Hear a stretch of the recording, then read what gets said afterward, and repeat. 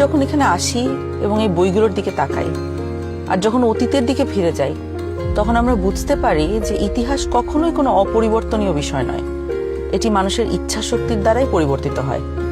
এখন আমাদের নিজেদের ভাগ্য এবং ইতিহাস আবারও নতুন করে লেখার সুযোগ নিয়ে এসেছে গণভোট 2026। সবার মনে একটা প্রশ্ন, গণভোটটা আসলে কি?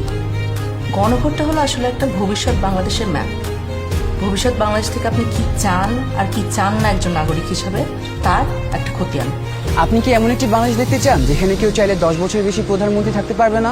এমন বাংলাদেশ যেখানে সরকার চাইলেই বিরোধী দলের সম্মতি ছাড়া জরুরি অবস্থা জারি করতে পারবে না, চাইলেই জরুরি অবস্থার সময়ে নাগরিকের বেঁচে থাকার অধিকার কেড়ে নিতে পারবে না, চাইলেই এক্সট্রা জুডিশিয়াল কিলিং করতে পারবে না? আপনি কি চান সংসদে একটি উচ্চকক্ষ থাকুক? দলগুলো ক্ষমতায় গিয়ে 2/3 সদস্যের জোরে যেন সংবিধান যেমন ইচ্ছে বদলে না ফেলতে পারে, এটা চান? সংবিধানের যে কোনো পরিবর্তন করতে হলে উচ্চকক্ষের সমর্থন লাগুক, এটা চান? সংবিধানের কিছু গুরুত্বপূর্ণ বিষয়ের পরিবর্তন আপনার মতামত ছাড়া কেউ করতে না পারুক, অর্থাৎ গণভোট ছাড়া সংবিধানের গুরুত্বপূর্ণ বিধানের কোনো পরিবর্তন সরকার যেন করতে না পারুক। আপনি কি চান তত্ত্বাবধায়ক সরকার কিভাবে তৈরি হবে এটা সরকারি দল এবং বিরোধী দল মিলেই ঠিক করুক? একই রকম ভাবে নির্বাচন কমিশন, পিএসসি, সিএজি এসব গুরুত্বপূর্ণ নিয়োগে বিরোধী দলেরও ভূমিকা থাকুক? আপনি কি চান সংসদে নারীদের প্রতিনিধিত্ব বাড়ুক?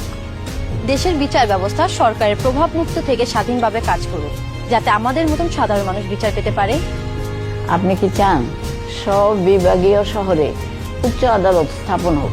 ধরেন আপনার স্বজন খুন হয়েছে, সেই খুনের দায়ে দণ্ডপ্রাপ্ত আসামিকে প্রেসিডেন্ট চাইলেই ক্ষমা করে দিতে পারে। আপনি কি চান আপনি অর্থাৎ ক্ষতিগ্রস্ত পরিবারে অনুমতি ছাড়া রাষ্ট্রপতি এরকম কোনো অপরাধীকে ক্ষমা করতে না পারুক? আপনি কি চান যে আমাদের মৌলিক নাগরিক অধিকারের সংখ্যা বৃদ্ধি পাওয়া উচিত? যেমন ধরেন ইন্টারনেট পাওয়া, এটাকে একটা মৌলিক নাগরিক অধিকার হওয়া উচিত, যাতে ভবিষ্যতে আবারও কোনো খুনি সরকারের সেই ইন্টারনেট বন্ধ করে আমাদের উপরে হত্যাযজ্ঞ না চালাতে পারে।